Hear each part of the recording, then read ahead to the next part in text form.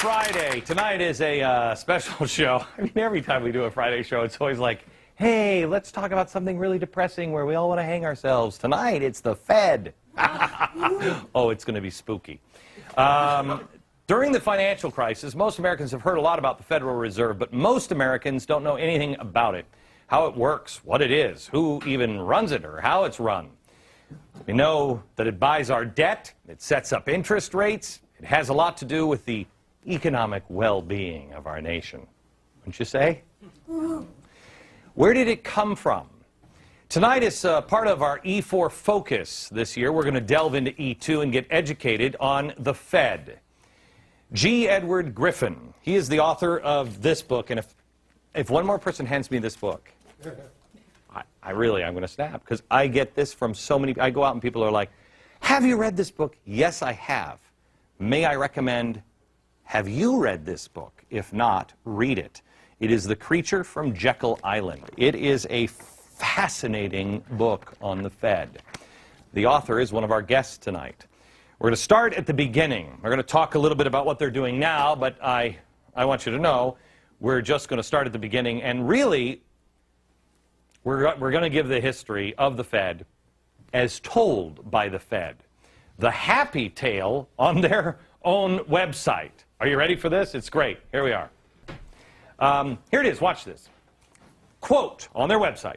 After Alexander Hamilton spearheaded a movement advocating the creation of a central bank, the first bank of the United States was established in 1791. You see how great this is? The Fed was started by a founding father. No, it wasn't. No. The first bank isn't the Fed. So what does that have to do with anything? Well, nothing. But they just wanted to throw a founding father's name in there. The bank's charter ran for about 20 years. And because it took about 20 years before Americans realized, hey, that Bank of America thing, that's not working out. They've got way too much power and influence, just like all the other founders said. A proposal to renew it failed. Now back to the happy story from the Fed's website. Quote, the situation deteriorated to such an extent that in 1860, a bill to charter a second bank of the United States was introduced in Congress. The second bank was very much like the first, except bigger, about 3.5 times bigger. It's always that way, isn't it? Anyway, the charter also lasted about 20 years before people went, what are we doing? Americans realized that it wielded too much power and influence, and the proposal to renew it also failed. Then, according to the Fed's website, they got rid of that nasty charter thing in the will of the people. Quote, in 1907, a severe financial panic jolted Wall Street and forced several banks into failure. Many Americans thought their banking structure was sadly out of date and needed major reform. The first draft of the Federal Reserve Act was called the Aldrich Bill because, well, the guy who wrote it was named Aldrich, and it failed. President Taft refused to support it, and you remember he was so fat they had to have a special bathtub for him. Then it underwent some surgery and a readmission as the Glass-Owen Bill, and of course it got a signature from progressive Woodrow Wilson in 1913. Well, that's the Fed's story. Bill was introduced in 1907, and in 1913 it finally came to be. Isn't everything great in sunshine and lollipop world? The Federal Reserve Act wasn't drafted in Congress.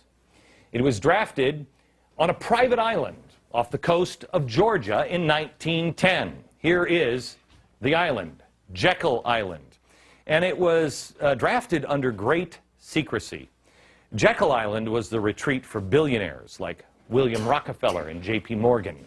And in 1910, Senator Nelson Aldrich, the Republican whip in the Senate and the chair of the National Monetary Commission, sent his private railroad car to the New Jersey Railroad Station, where he and 5 other men were instructed to come one at a time and everybody pretend they just didn't know each other.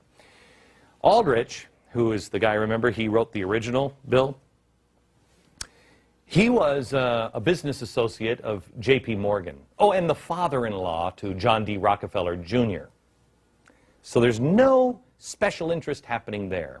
There was also Abram Piatt Andrew, Assistant Secretary of the Treasury, and Frank Vanderlip, representing William Rockefeller, Henry Davidson and Benjamin Strong with J.P. Morgan, and Paul Warburg. He was a partner at Kuhn, Loeb and Company. He was representing the Rothschild banking family. Oh, he's going to talk about the Rothschilds now. He actually is an interesting character. If you ever saw Little Orphan Annie, Daddy Warbucks was named after Warburg. These are the men that represented 1/4 of the entire wealth of the world. You think we got a problem with wealth now? Those guys, 1/4 of all of the money in the world. The Morgans, the Rockefellers, the Warburgs, the Rothschilds, all in one room. Yeah, but when do they start sacrificing chickens? Well, it doesn't happen. That I'll tell you. These guys were all competitors. According to G. Edward Griffin, who we'll talk to in a minute, they all had come together to form a banking cartel so they didn't have to compete against each other. He says it was like an oil cartel or a sugar cartel, but this cartel actually went into partnership with the government. I mean, how great is that, huh? It's kind of like the drug cartels in Mexico. Wait, I didn't say that out loud, did I? So for more than a week, these men sat around there. And they sat around this big table and they hammered out all the details of what became the Federal Reserve System with 5 objectives. How many of these do you agree with? 1, to stop the growing competition from the nation's newer banks. That doesn't sound good. 2, to obtain a franchise to create money out of nothing for the purpose of lending. That one really doesn't sound good either. 3, to get control of the reserves of all of the banks so the reckless ones wouldn't be exposed to currency drains or bank runs. Oh, that's the charity part. Golly gee, beef, thank you so much. Then, to shift the losses from the bank owners to the taxpayers. It just gets better and better for you and me, doesn't it? No. Again, the answer is no. And then finally, to convince Congress that the purpose was to protect the public. Well, they started the Federal Reserve with no money, just a checkbook. The government could go to the Fed and obtain instant money without having to consult the taxpayer. What a country! Money created out of nothing and then given to the government. It's loaned by the banks to you and me, and then we pay interest on it, and it goes to them. Interest on nothing. Again, the Fed is nothing more than a cartel like OPEC, except it's a money cartel. And this cartel that brought the federal government into a partnership where you and I have to answer to it. And it's only to enforce the rules of the cartel, you know, to bring those into agreement with the federal laws to protect you.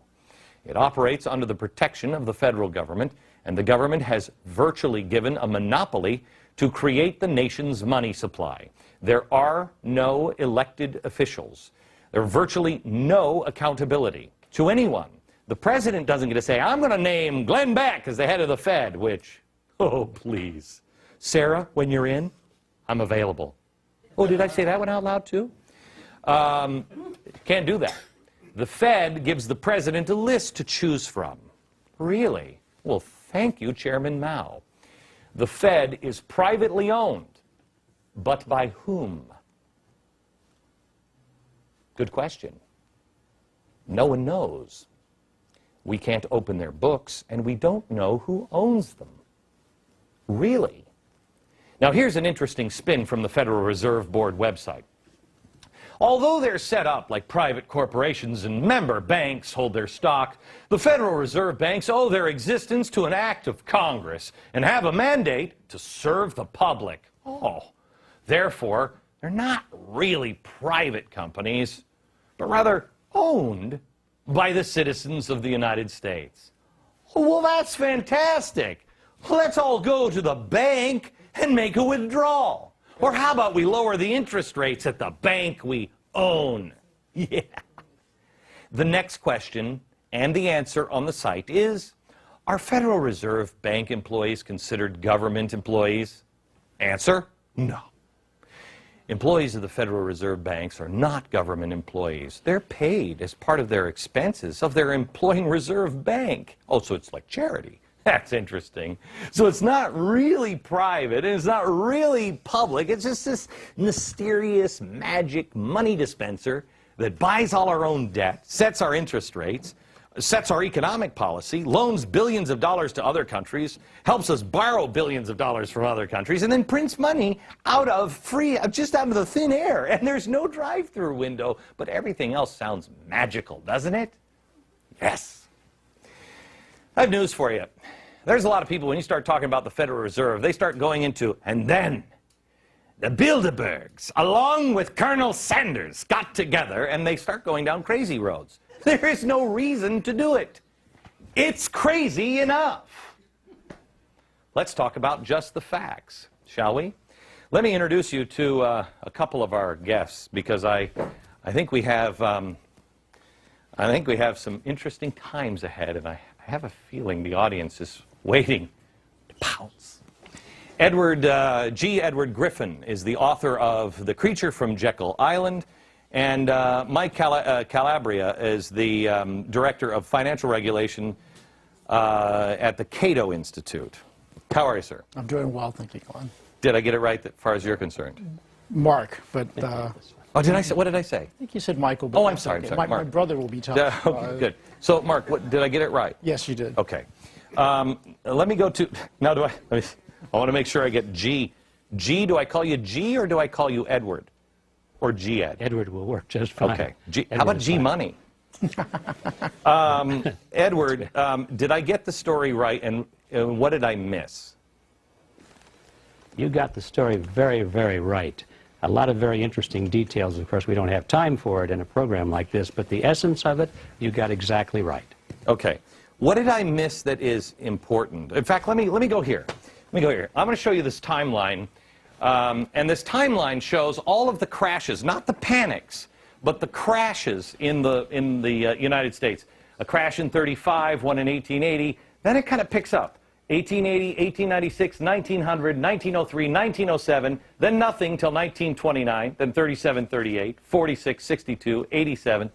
There seems to be this clump of crashes here. Is there anything nefarious about those crashes, or is this just bad policy and everything else? Well, there are two things. First of all, you asked if there was anything that was left out. As I said, the important items were there, but there's one thing you might want to explain to the audience, and the reason for the secrecy that you mentioned. Why were they concealing their identities? Why did they deny that they went to this meeting? And the answer is because if the American people had known that this bill, which was supposed to protect the American people from the big bad bankers, was actually written by those same bankers, well, then the scam would have been out in the open, and that's why they had to keep the whole thing secret until many years after the meeting took place. Okay, so Edward, hang on just a second. We just did a story this week where the unions and all of these people are saying the big bag banks are getting all of our money. And I thought to myself, well, wait a minute, the unions are the ones that racked up all this debt. Then the government takes the money from the taxpayers and then has given it to the banks. The banks are the ones that are, through the central banks, causing all this problem. Mark, can you help me on this? I mean, it's... well, very much so. I mean, what we've seen is the central bank pushing all this money into the system.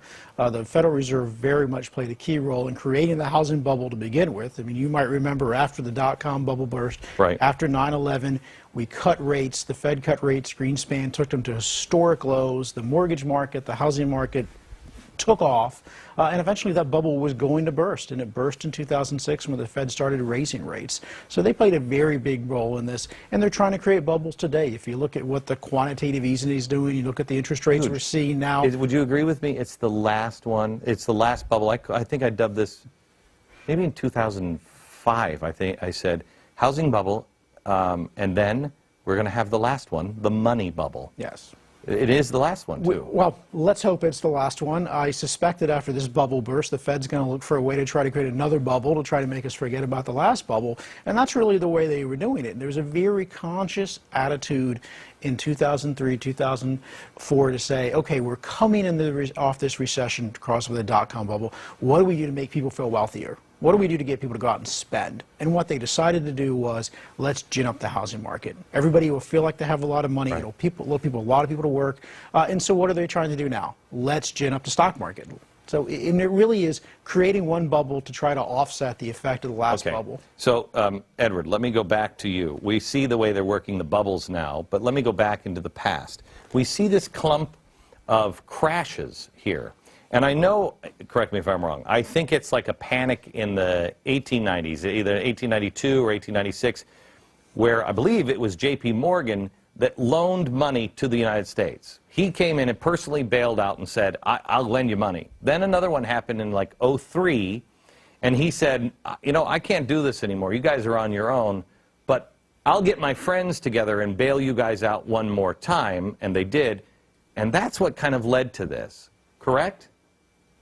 Well, that's exactly the historic origin of it, but I think underlying this, we have to recognize the principle of the Ponzi scheme. The system really is a Ponzi scheme as we're living through it right now. It works as long as the money supply continues to expand and expand and expand, like any Ponzi scheme. You pay off the first investors so that they're very happy. They bring in the new investors. As long as it expands, it works. But when it finally stops, the whole thing comes to an end. That's why they have to keep expanding the money supply. Well, when you create money out of nothing, you also face the fact that money goes back into nothing. So this kind of a system makes the expansion and contraction inevitable. The booms and the busts are inevitable. If the money were backed by something solid, like gold or silver, that you just couldn't create out of thin air, well, then there wouldn't be these contractions or expansions. It would be a nice, even playing field. Most people think that our money is kind of backed by something in Fort Knox. And I have talked to several congressmen who have asked to go see the gold in Fort Knox, and they can't go see the gold in Fort Knox. It is, I mean... That's, you know, sort of surprising, because one would think that congressmen and I can understand why they might not let me see it. I might want to take some of it out with me. Well, the largest collection of gold is here at the Federal Reserve, right? Exactly. And that's not American money, that's the Fed's. That's the Fed's, and a lot of what the Fed, the New York Federal Reserve keeps is gold for other people. Right. Like there might be gold for the Bank of England here in New York that they're keeping, and they quite often will just put it on a cart and move it from one person's account to another. Edward, do you believe we have gold in Fort Knox? I mean, a lot of gold in Fort Knox? Is it still there? I think it's very naive to think that we have any gold there for the reason you said. If they had it, they would show it. It's as simple as that. Okay, they don't have any gold there. Back in just a second.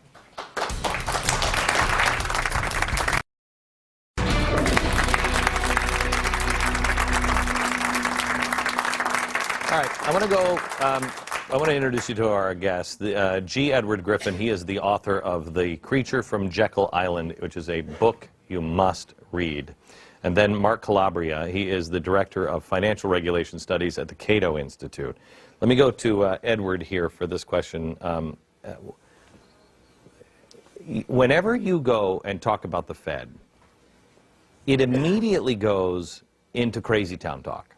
It immediately goes to, and then the Rothschilds took a bottle of wine and kept little orphan children in there while they were sacrificing virgins in volcanoes. And you hear this crazy stuff when the truth is scary enough. Where does this come from? Or why do people feel compelled to go down into crazy town when just sticking to these facts alone should petrify people? Or do you believe it is I don't know the answer to that. Well, I don't know the answer to that. I do know that what you say is true, although I find it less and less true. I think in the beginning, when I first began to research this, the reliable information on the Fed was pretty hard to find. So all you really had was this kind of garbage to choose from. A lot of speculation, a lot of theory, a lot of fantasy. But now there's quite a bit of hardcore information out there, and I see that less and less of that is in the way. Do you think, happy to report that. Do you think, because remember, you're talking to the chief conspiracy theorist on planet Earth, I believe I've been dubbed now. Do you believe that this actually kind of works to their advantage? You can just dismiss people. Oh, that's crazy. When you say, I want to look at the books of the Fed, I want to know who owns them. Explain to me who is the owner of the Fed? Who is issuing all of this debt? Who's making all of these decisions or money? And show me your books. They immediately can say, oh, really? Yeah, you don't know who owns this, right? Woohoo. And you're like, well, no, that one's a fact. Don't you think it works to their advantage? Either of you have thought of that? I think it very much does. What they're trying to give you the perception is, I mean, it's monetary policy. I mean, we need to have a bunch of PhDs around the table because this is just too complicated for you to understand. Don't worry yourself. Trust us. You know, we'll get it right. We are, you know, we've got the public interest at heart. How frightened were you when you heard Greenspan in an interview say, there's stuff, these CDOs and everything else that I don't even understand? And I'm like, what? Well, that's one of the reasons for the secrecy. They are, I think, scared to death that we will figure out that they don't know what they're doing. And the whole show will be up. We will figure out that they don't know how to run an economy, they don't know how to run monetary policy. Well, I don't think all the secret. No, it's not. No, they haven't figured out that. They still think they've got us snowed. Edward, when you look at the Fed, any idea who's getting rich? Do they walk away at the end with piles of money? If we all lose, are they still, they're fine? Who's walking away with this? I don't see it that way. I think these people already have about as much money as they could possibly spend. They started off with so much wealth that another mansion, another jet, another yacht doesn't make that much difference. I think what these people are doing, Glenn, is they're taking the leverage of this power, this financial power, and they're converting that into political power. Their vision now is much bigger than just making money. Their vision is really in terms of controlling nations and in controlling society and in controlling the world. We've all heard that famous phrase, the New World Order. They use this phrase over and over again. It's their phrase, and they're really serious about it. They're taking the money and they're buying up political leaders, they're buying up media outlets, they're buying up large organizations, influencing labor unions and so forth. Show me how give me an example of where they're buying up media organizations or labor unions. Well, all right, here's how it works. You know, the human being is a herd animal. We follow in groups. We follow leaders. And so all that anybody needs to do to control a society is to control the leadership of that society through what these people call the power centers. Those are the large organizations, you know, the things that people belong to, and they have leaders and they follow. They respect their leaders. We're talking about political parties, labor unions, church organizations, the obvious things. So they know that if they can dominate just the heads of these organizations, the half of 1% of the population that is in control of the power centers, they've got the masses in line. And so when you look at the tops of these organizations, they're all in line with the Federal Reserve, with the New World Order, and that sort of thing. Okay. It is not the membership, but the top. It's the Saul Alinsky principle of organize the organized.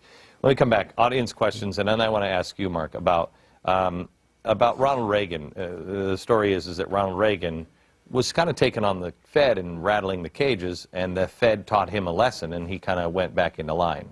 We'll get into that in a second.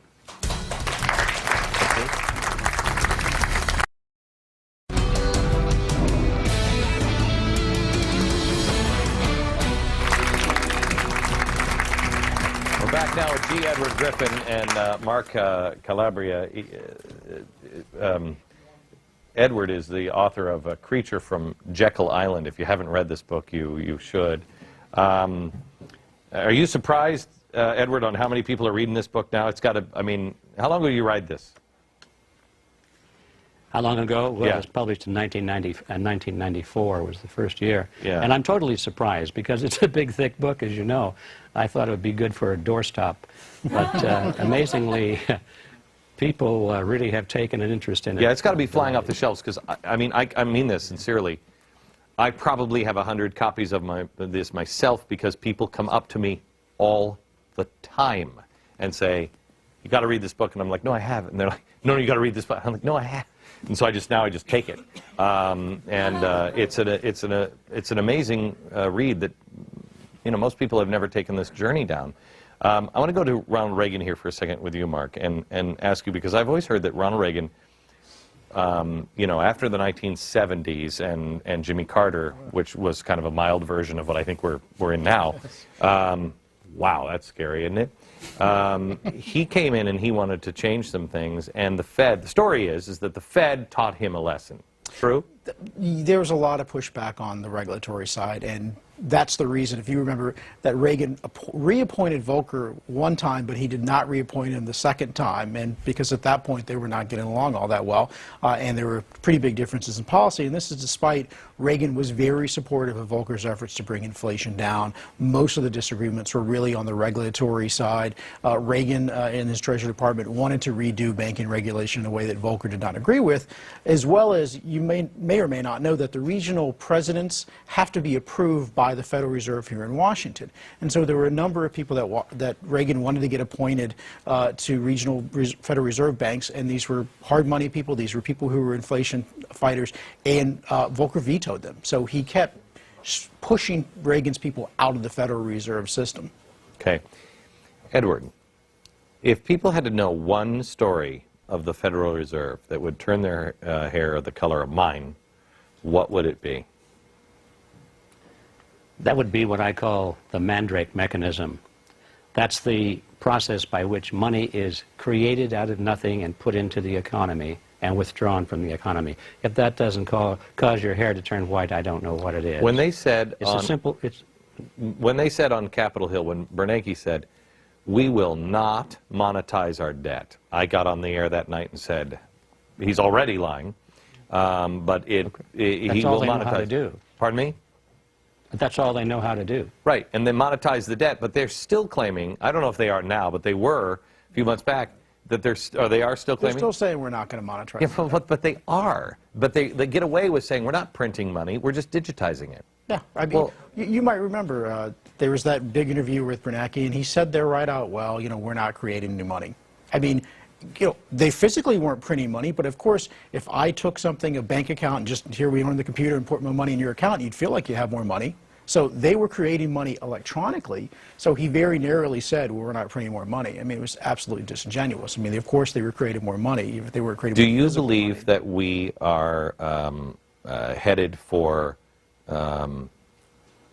I think real tough time? I think we were headed for a real tough time, and I think we could potentially, you mentioned, you know, a bad version of Carter. We have the potential to be back in the 70s sort of situation. Remember, the word stagflation went away for a while, but we might be looking at a situation again where you're having high inflation and high unemployment. How many people here would be like the manna from heaven if we only hit the 1970s? Would be like, oh wow, it's only as bad as Jimmy Carter years. That's fantastic. Edward, your opinion on can we get rid of the Fed? Is it possible?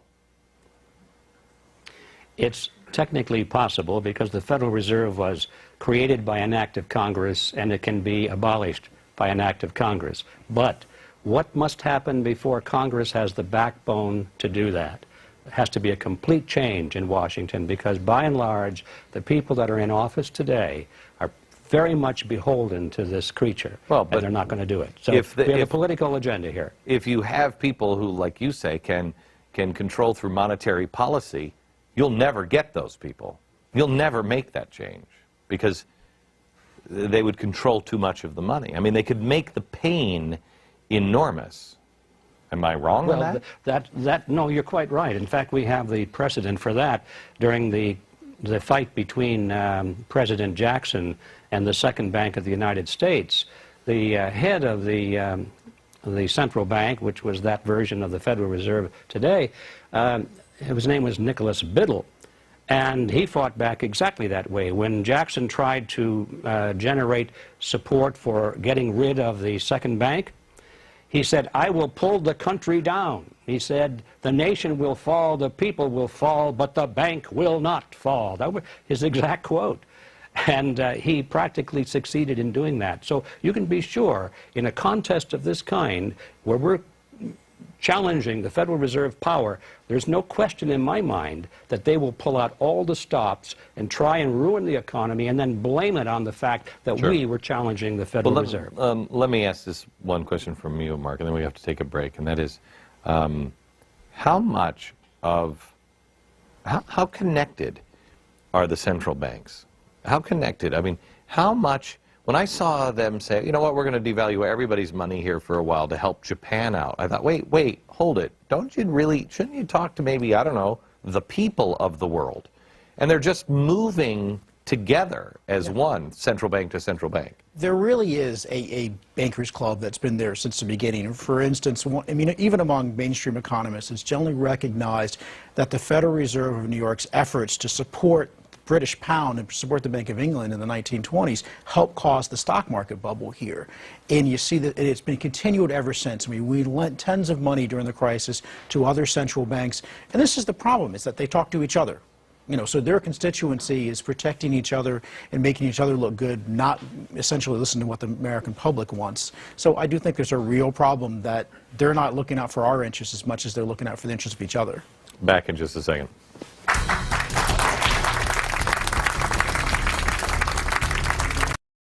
Hard-hitting interviews, sharp market insight, in-depth analysis with a critical eye on events shaping today's most important stories. Weeknights, Dobbs is back to business, going back-to-back with one of the most experienced names in business journalism, Neil Cavuto. Two trusted names, one powerful network. When it comes to covering business, these guys are all business. Only on Fox Business Network, giving you the power to prosper.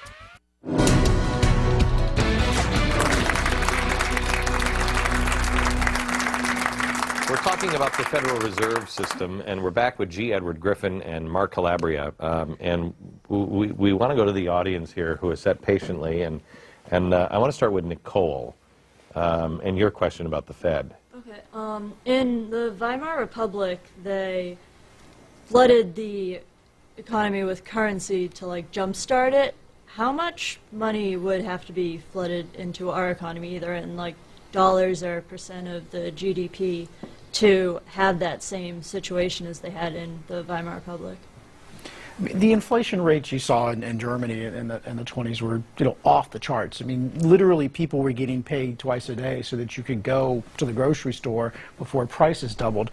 And, you know, literally you'd be there at a cup of coffee, and by the time you got your next cup of coffee, it was more expensive than the last cup of coffee. So we were talking, you know, interest rates, double digits over the course of a day. Well, you have Zimbabwe. Yeah, in Zimbabwe. You have Hungary.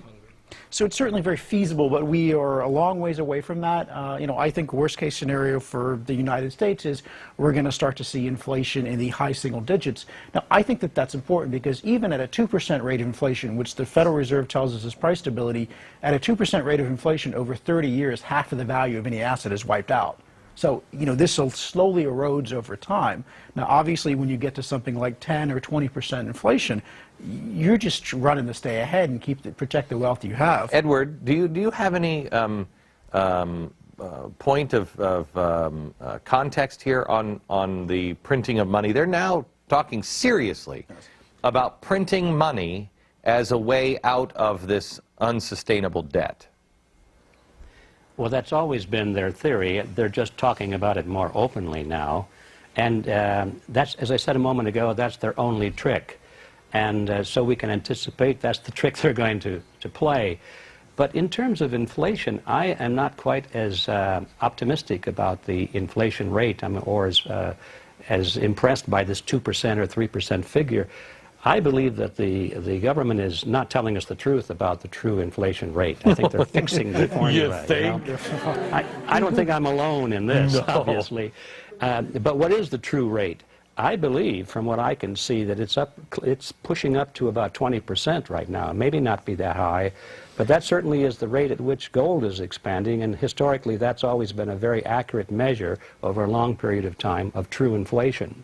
Well, how far can that go? I don't know. Well, here's the thing. Everybody, all the experts will tell me, because they've digitized the money, yes, that and most of the money is sitting in banks, that you know, these people who are trying to collapse our economy, they say the banks have the money, we want that money. What the experts will tell you is, well, no, we're not going to cause inflation because the banks have that money, and so it's not in the system.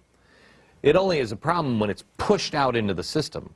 Well, the problem is not just inflation, but if you want to pull all that money back, you have to pull it back by higher interest rates. Yes.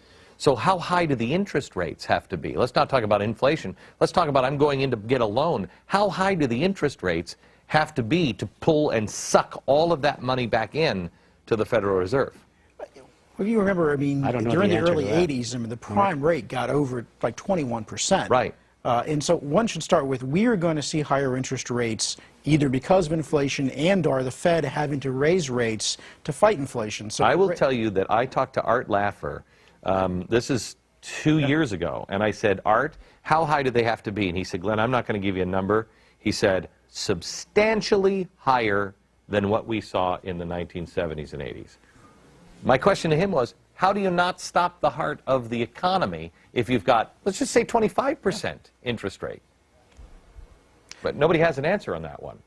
So how would you stop? How would you? You throw the economy into a recession. That's what happened in the early 80s. We had a very deep, fortunately it was a relatively short recession, but it was a very deep and painful recession we had in the early 80s, and that was with the federal funds rate of just around 21%. It only works if you have a free market system and people who know, who are willing to experience the pain and know how to go out and start business. Back in just a second.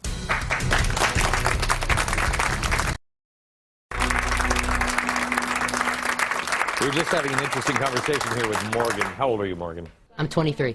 You're 23. You just asked the question in the break. I don't have anything. Right. What do I do, right? What do you do when it all comes crashing down if you don't have anything because you're just starting out? I mean, I think you do need to be concerned. I mean, fortunately, for good or bad, you're not in as bad shape as people who are savers. I mean, the people who are really getting hit the worst by this are people who've been saving all their lives, who are near retirement. You hopefully have enough time to plan against this. You need to put yourself, I mean, the first, most immediate thing you can do is build your own human capital, because labor will always be worth something and brains will always be worth something. And hopefully they can't inflate that away. But any physical wealth is going to be something that you got to find a way to protect yourself and hedge it. And you can look at a variety of commodities, whether it's silver or gold, or whether it's even the food stuff, or even it's land, because all of those things tend to hold their value in inflation. And then buckle up. Yes. And then buckle up. Who was it? Was it Alex or it was Steve? Yeah, Steve. That there really is gold that backs the ETFs. That's it. That's the electronic transfer, right, of gold. That's the gold. That's paper gold. Yes. The operative word, I guess, here is backs. You know, when the Federal Reserve started out in 1913, you had to have 40 cents of gold for every dollar that they issued. We're not even at 1 cent for every dollar that's issued. So in no way could you go and get gold for your dollar bills.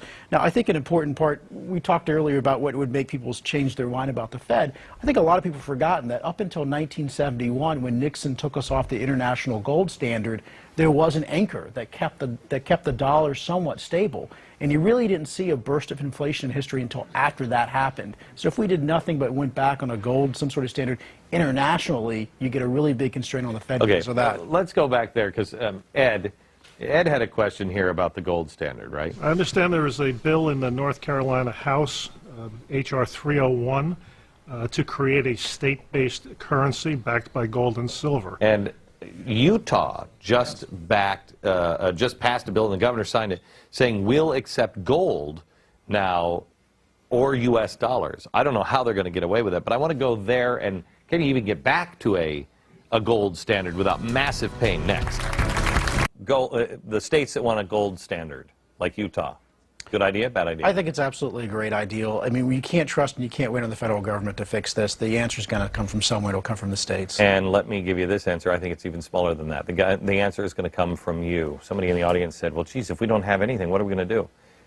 Look at our pioneers. Look at the Pilgrims on the Mayflower. They had nothing.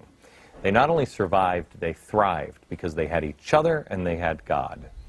Look to somebody who actually has some answers for the answer, not the Federal Reserve. From New York, good night, America.